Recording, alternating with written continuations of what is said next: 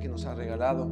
Gracias porque una vez más tenemos tu hermosa palabra, aquella arma, aquel perfecto escudo, espada de doble filo, Señor, que nosotros tenemos para poder defendernos, dar testimonio de ti, Señor, con ella y con nuestras vidas. Y en el día de hoy queremos una vez más ver lo maravilloso que tienes para mostrarnos.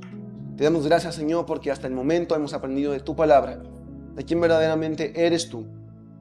Y que una vez más nosotros podamos seguir proclamando y seguir estando seguros de que tú verdaderamente eres fiel. Queremos que sea una vez más tu Espíritu quien nos enseñe, nos recuerde y nos guíe hacia toda la verdad. Y que tu palabra siempre tenga más y más que mostrarnos. Oramos en tu nombre, en el nombre que sobre todo nombre, en el nombre de Cristo el Señor. Amén. Mis hermanos, el día de hoy queremos hablar de nuestro buen Padre, pero seguir enfocándonos en la fidelidad de Dios. Es el tema que nosotros hemos estado tratando. Y en el día de hoy queremos ver esta hermosa perfección de nuestro Dios, de cómo verdaderamente Él es fiel y cómo verdaderamente Él tiene preparado lo que tiene preparado para quienes también son fieles a Él. Dios es fiel y pide de nosotros fidelidad a nuestro Dios. Así que el día de hoy queremos hablar de nuestro buen Padre y de aquel buen Padre que es verdaderamente fiel. La semana pasada, si pueden recordar mis hermanos, estuvimos viendo nosotros esta segunda parte de los que no son fieles a nuestro Dios. Viendo el caso de los 10 espías, de las acciones que ellos ocasionaron sobre el pueblo, también se ocasionó sobre ellos los 40 años que tuvieron que pasar en el desierto para que aquella generación desobediente muriera, que incluso esos 10 espías que trajeron ese informe desalentador murieron por una plaga de muerte de nuestro Dios, y que terminamos concluyendo de la manera más hermosa al recordar que verdaderamente nuestro Dios lo ha hecho todo, y lo ha hecho todo por darnos evidencia de su fidelidad a través de sus maravillas. Lo hizo al pueblo de Israel con aquellas 10 tentaciones, aquellas 10 plagas en Egipto, pero Dios no deja de nutrir nuestra confianza en Él por medio de lo que Él ya ha hecho y de lo que continuará haciendo en favor de sus hijos. Así que nuestro Dios nos da una verdadera evidencia que podemos confiar en Él. Y el día de hoy queremos ver aquellas recompensas de quienes son fieles a Dios. Tal vez este estudio de quienes son fieles a Dios también lo dividiremos en 2 domingos, pero el día de hoy queremos ver las actitudes de quien verdaderamente demuestra ser fiel a Dios. Y lo veremos con el caso de los 2 espías. Ya vimos los 10 espías, pero ahora vamos a ver el caso de Josué y Caleb. Así que mis hermanos, abramos nuestras Biblias en Números capítulo 13.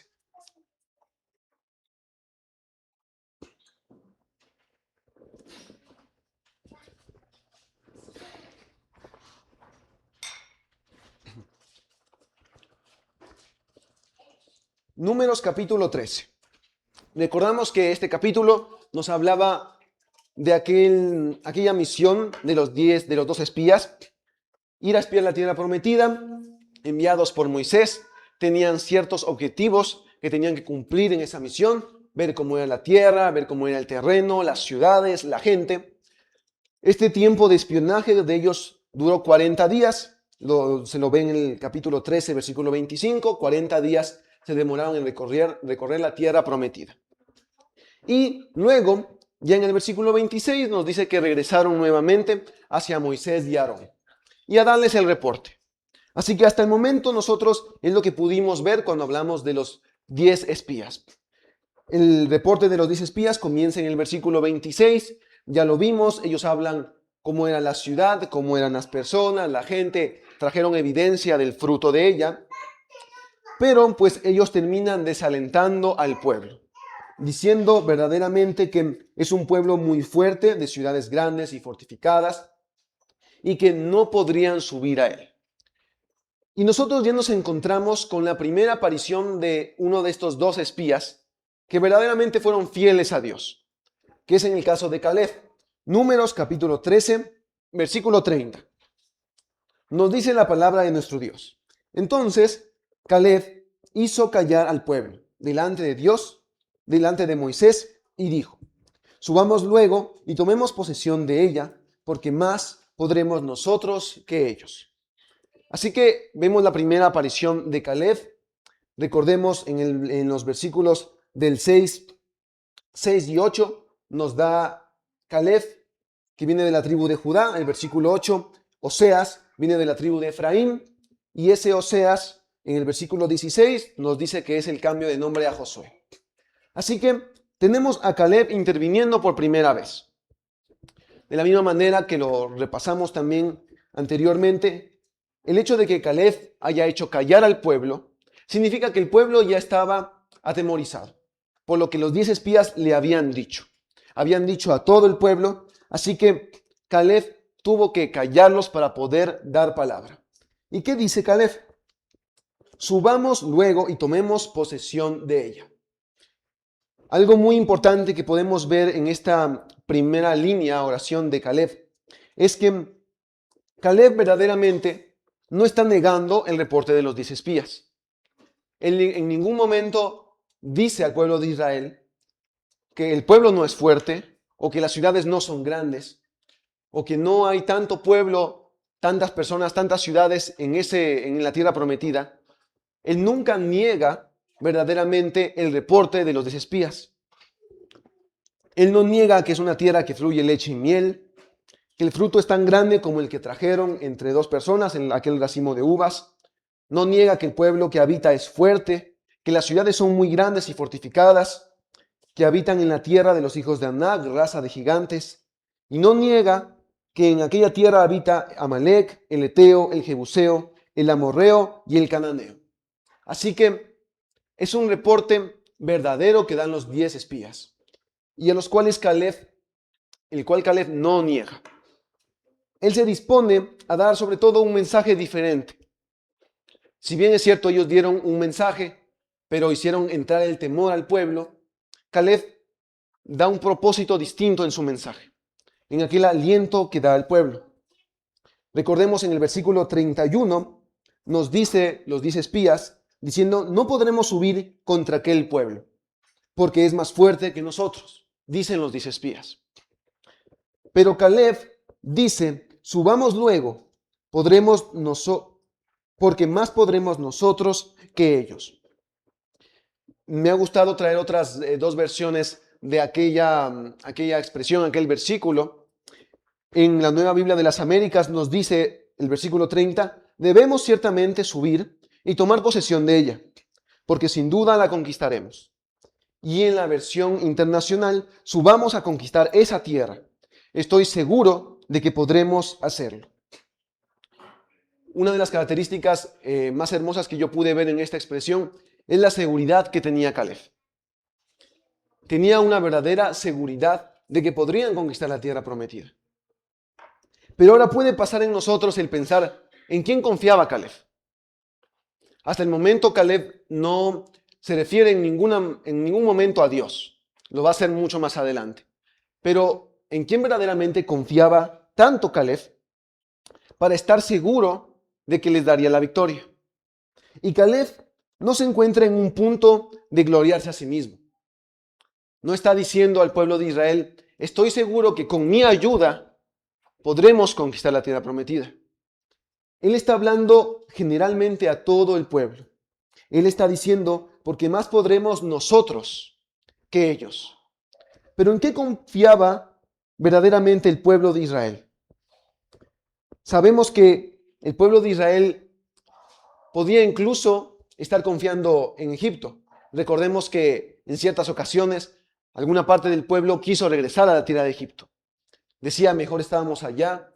Allá incluso teníamos tumbas donde podríamos morir, no como acá en el desierto. Se nos daba agua, se nos daba alimento, se nos daba carne. Así que sabemos que no todo el pueblo confiaba verdaderamente en Egipto, ni en aquella sed o hambre que ellos podían tener para que les motive a entrar a la tierra prometida, ni en uno del otro, sino que verdaderamente el pueblo de Israel se refería a nuestro Dios, un Dios que los liberó de la esclavitud egipcia, mostró su poder en Egipto en 10 ocasiones, como lo vimos, mostró su poder en el desierto en otras 10 ocasiones, como lo vimos, y que incluso iba delante de ellos como columna de nube y de fuego. Así que, ¿en quién confiaba Caleb y el pueblo de Israel? En el único que podían confiar, el único que les daba verdaderamente esa garantía de darles la victoria es en Dios, el Dios de Israel que ya lo había hecho todo. Abramos, mis hermanos, nuestras Biblias en el Salmo capítulo 37. Salmo capítulo 37, versículo 5. Los salmos de David nos muestran verdaderamente grandes cualidades de nuestro Dios, pero verdaderamente David demuestra constantemente que él podía confiar en Dios. Recordemos que David era un hombre de guerra. David era un rey que también tuvo que librar grandes batallas, que se vio incluso rodeado de enemigos, y de ahí los hermosos salmos que él levanta a favor de Dios, que es su roca, que es su refugio, que le protege, que pone su mano sobre él. Y en el Salmo capítulo 37, versículo 5, dice: encomienda a Jehová tu camino y confía en él, y él hará. Así que el momento en el que se encontraban Josué y Caleb interviniendo en estos momentos, él estaba seguro en eso. Estaba seguro en lo que David nos dice en este salmo. Confía en él y él hará. Caleb no niega en ningún momento que el pueblo era fuerte, pero él sabía que tenía a alguien que era más fuerte que aquel pueblo. Así que es lo que nosotros podemos ver, mis hermanos, en este primer versículo, en esta primera intervención de Caleb. Pasando, mis hermanos, al capítulo 14. Capítulo 14, versículo 5. Nos dice la palabra de nuestro Dios, una vez que ya el capítulo 14 empieza con la 10ª tentación del pueblo de Israel, deciden regresar a Egipto, escoger un capitán para que les permita regresar nuevamente a Egipto. Y en el versículo 5 nos dice, y ya aparece la intervención de los 4 siervos de Dios, que verdaderamente mostraron fidelidad a él. Hablamos de Moisés, hablamos de Aarón y hablamos de Josué y Caleb. Y el día de hoy quiero sobre todo enfocarme en 2 o 3 actitudes, posiciones o demostraciones de que confiaban en Dios. Versículo 5. Entonces Moisés y Aarón se postraron sobre sus rostros delante de toda la multitud de la congregación de los hijos de Israel. Acá hay una expresión muy importante para nosotros y es importante conocer qué significaba y por qué le estaba haciendo Moisés y Aarón. Nos dicen, postraron sobre sus rostros delante de toda la multitud. El postrar el rostro a tierra, no sé si algunos leyendo la palabra de nuestro Dios, algunos ejemplos, es una expresión que nosotros hemos visto continuamente, el postrar el rostro a tierra. Esto significa nada más que verdaderamente arrodillarse, boca abajo y la frente tocando el suelo. Una de las principales significados de esta muestra, de esta demostración, es ante todo humillación. El hombre al hacer esa posición se encuentra muy vulnerable, pues la cabeza está expuesta en el suelo. Yo recordaba, hablando también con mi hermana acerca de los animales, de las mascotas sobre todo, pero en los perros suele pasar lo mismo. Lo que hace el perro es cuando se pone en el suelo y se pone boca abajo, es una posición de sumisión también para él, porque él expone la parte más débil, más delicada de su cuerpo, que es el estómago. Todo eso sabemos que con la mordida de cualquier otro perro es una mordida y ya expone todos los órganos del perro cuando se le muerde, cuando se le lastima. Así que es lo que hace el perro cuando muestra en verdad sumisión. Y el hombre es lo que hace en este tiempo y lo demuestra de la misma manera. Es humillación. Así que es lo que está haciendo Moisés y Aarón. Y esta es la postura de adoración más sublime encontrada en la Biblia. Y es obviamente dada solamente para nuestro Dios. Aparece 172 veces en la Biblia, 99 de ellas es para nuestro Dios y el resto es dada para reyes o ídolos. Algo que nuestro Dios pedía que no se hiciera. No postrarse ante ídolos, ante un Dios que no sea Él mismo. Pero Moisés y Aarón, ¿a quién la están haciendo? Podemos confundirnos cuando el versículo 5 nos dice, la hicieron delante de toda la multitud. Pero no quiere decir que lo hicieron a ellos. No quiere decir que estaban humillados ante el pueblo. Sino que Moisés y Aarón la hicieron para Dios, pero a vista de todos. Recordemos el gran ejemplo de Daniel. Daniel, cuando estaba aquel momento del rey Darío, fue dado un edicto por 30 días. Y se dijo que ningún hombre podía proclamar oración, petición alguna, a cualquier otro dios o otro hombre que no fuera el rey Darío. Y que si no, tuviera que ser enviado ¿a dónde? Al foso de los leones. ¿Y qué hizo Daniel? Daniel, cuando conoció este edicto, fue a su casa, abrió las ventanas y con dirección a Jerusalén oró como solía hacer. Así que él no se escondió. Lo mismo hace Moisés y Aarón. Ellos están inclinándose, humillándose ante Dios, pero en vista de todo el pueblo. Y la respuesta de Dios a esta tentación era entrar a la tierra prometida. La respuesta estaba frente a ellos. En el momento que Dios les dio las codornices, no se las dio en el mismo campamento, sino que tuvieron que caminar a encontrar las codornices. Ellos estaban en la misma situación. Dios les da la tierra prometida. No tenían más que entrar. Si ellos entraban, la conquistaban. Eso era seguro. Eso dijo nuestro Dios.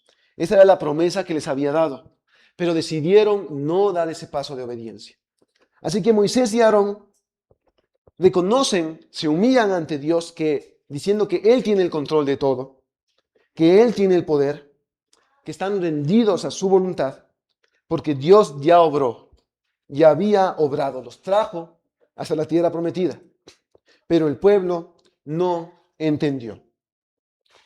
Así que, mis hermanos, recordemos esta primera expresión, postrar el rostro a tierra, que lo hacen sobre todo Moisés y Aarón. Versículo 6, Números capítulo 14, versículo 6. Y Josué, hijo de Nun, y Caleb, hijo de Jefone, que eran de los que habían reconocido la tierra, rompieron sus vestidos. Vemos la segunda expresión ante nuestro Dios. Postrar el rostro a tierra, que lo vimos en Moisés y Aarón, muestra humillación. El romper las vestiduras en ese tiempo muestra dolor y angustia. Verdaderamente, ellos muestran y demuestran que lo que está pasando es de suma importancia. ¿Qué significaría para nosotros el día de hoy el romper las vestiduras? En aquel tiempo las vestiduras eran sumamente valiosas porque no tenían maquinaria que pudiera hacerlas. Recordemos incluso la prenda que usaba nuestro Salvador en el momento que fue crucificado. Decidieron no romperla para dividirla entre ellos porque no tenía costuras. Era de gran valor. Así que en este tiempo el romper las vestiduras era como para nosotros romper un fajo de billetes. Incluso vaciar nuestra cuenta dándosela a alguien. Mostraba verdaderamente eso, el romper las vestiduras, algo de gran valor. Y están demostrando que la razón de lo que estaba pasando, lo que haya ocasionado eso, es más importante que el dinero, es más importante que su propia dignidad de romper sus vestiduras. Así que esa es la muestra que da Josué y Caleb.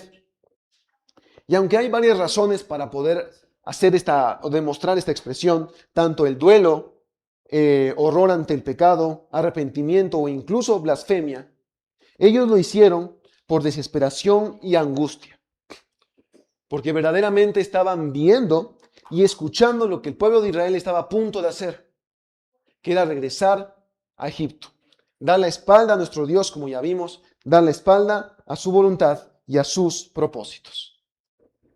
Así que vemos estas dos hermosas expresiones en la palabra de nuestro Dios, mis hermanos. Y son dos expresiones que nos demuestran que ellos confiaban en Dios, que eran hombres que no podían hacer más de lo que ellos ya habían hecho. El versículo 7 de Números capítulo 14 nos dice, y hablaron a toda la congregación de los hijos de Israel, diciendo, la tierra por donde pasamos para reconocerla es tierra en gran manera buena.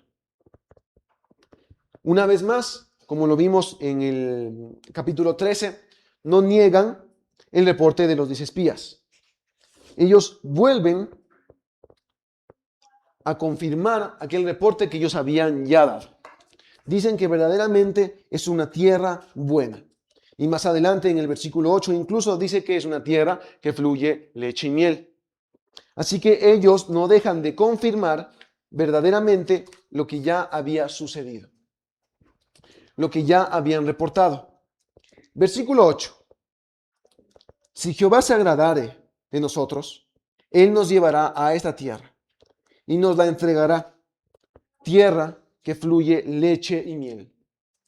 Este es un versículo que verdaderamente quiero ampliarlo mucho más adelante, el hecho de ser agradados o agradar a los ojos de nuestro Dios. Pero en este versículo verdaderamente Josué y Caleb en este punto están dando muestra de en quién tenían puesta su confianza, que era en Dios, dándonos respuesta a lo que nosotros ya vimos en el capítulo 13, versículo 30, cuando Caleb estaba seguro de que ellos podrían más que sus enemigos, porque su confianza estaba puesta verdaderamente en Dios, solamente en aquel Señor que él, Josué, Caleb, Moisés y Aarón ya conocían, al cual temían. Dios sería aquella razón que les daría la verdadera victoria. Abramos nuestras Biblias en el Salmo capítulo 20, versículo 7.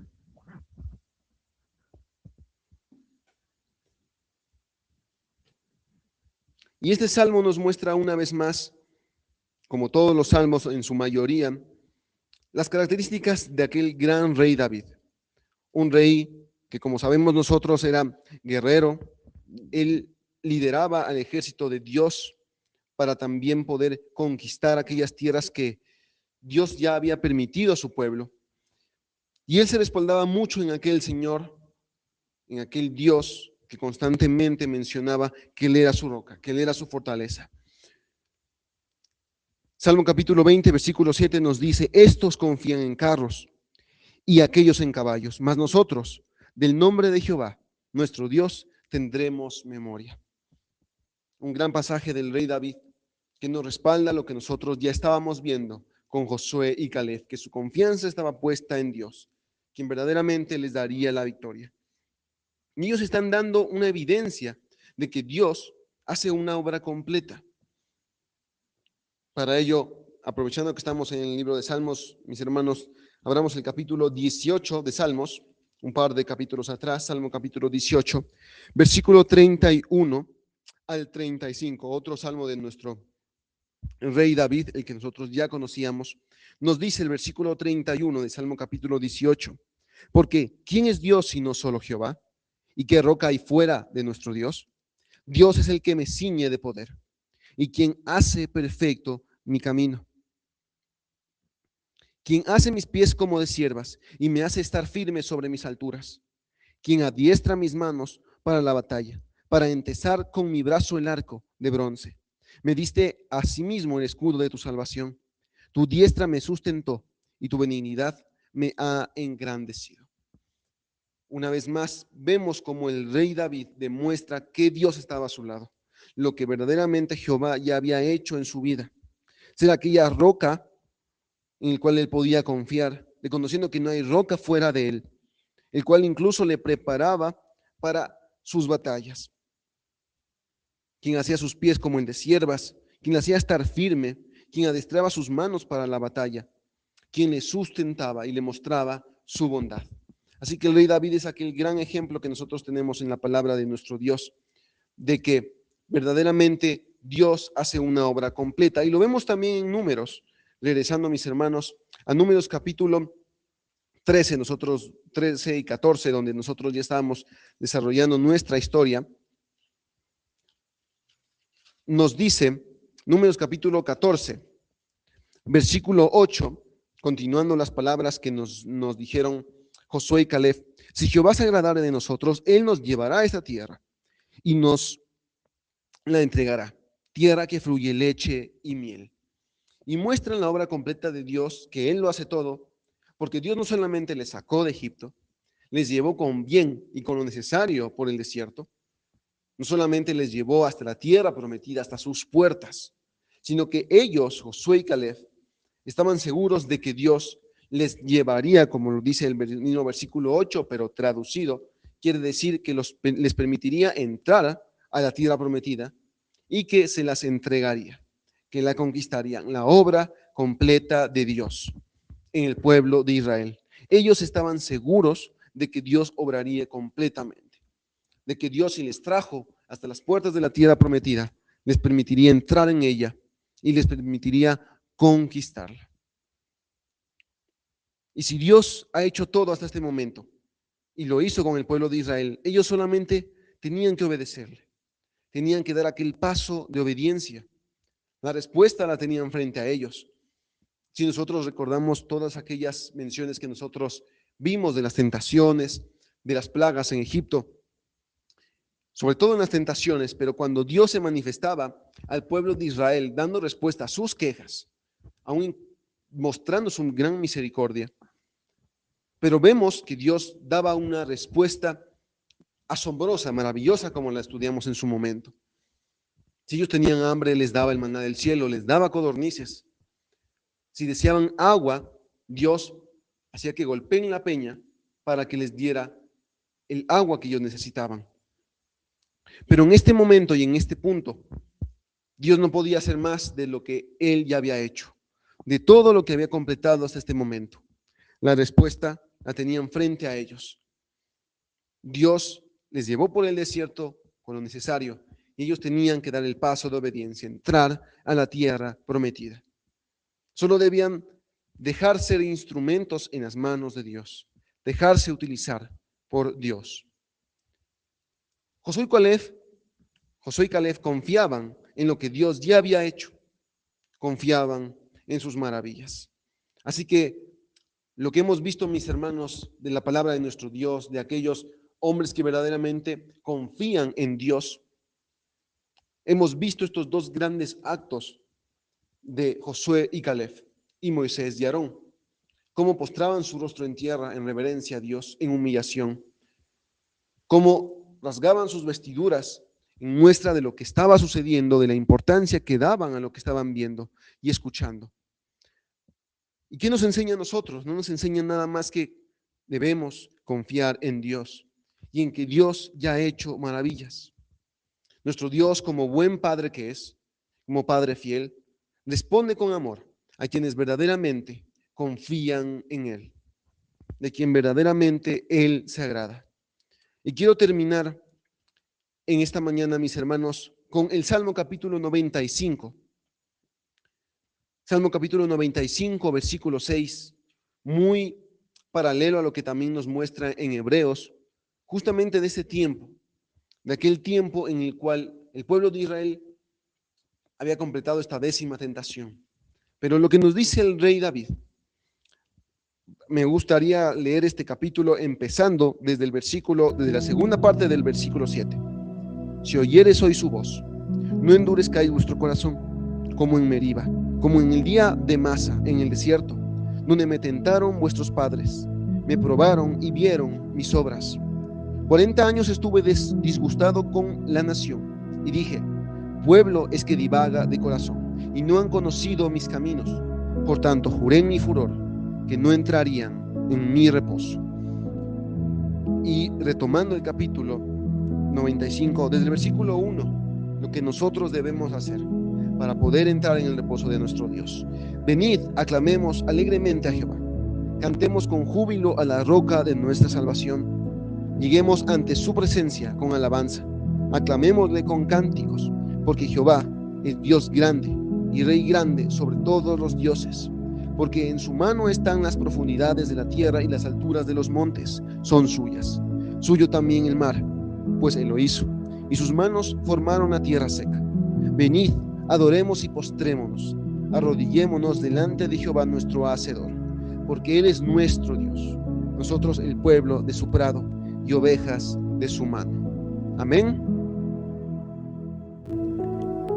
La palabra de nuestro Dios nos dice en Números, capítulo 6, versículo 22.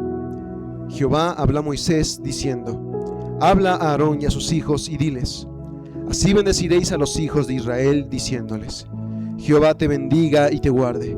Jehová haga resplandecer su rostro sobre ti y tenga de ti misericordia. Jehová alce sobre ti su rostro y ponga en ti paz. Y pondrán mi nombre sobre los hijos de Israel, y yo los bendeciré. Y en el Salmo capítulo 122, versículo 6: pedid por la paz de Jerusalén, sean prosperados los que te aman. Bendecimos a Jerusalén, bendecimos a la nación de nuestro Dios, a Israel. Que nuestro Dios siga cumpliendo su obra buena, agradable y perfecta sobre ella. Que siga bendiciendo de igual manera a nuestra nación, Ecuador, nuestro país, en el cual Él mismo nos ha puesto. Que bendiga a nuestro presidente, Daniel Noboa, por sabiduría y prudencia que Dios le dé para gobernar.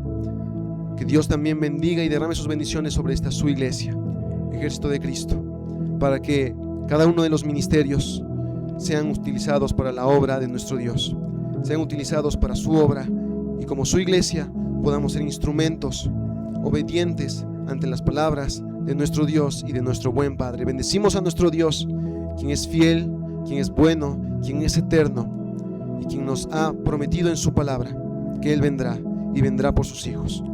Bendecimos a nuestro Dios en este día, en esta mañana, y que nuestro Dios siga tomando el control sobre nuestras vidas. Bendecimos a nuestro Dios, Padre eterno y poderoso. Y el pueblo de Dios dijo: amén.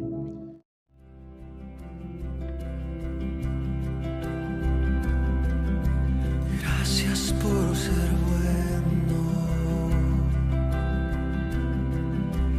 Gracias por amarme. Gracias por la cruz. Gracias por pagar por mí.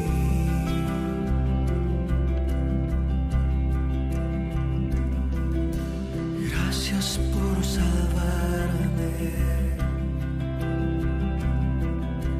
Gracias por tu compasión.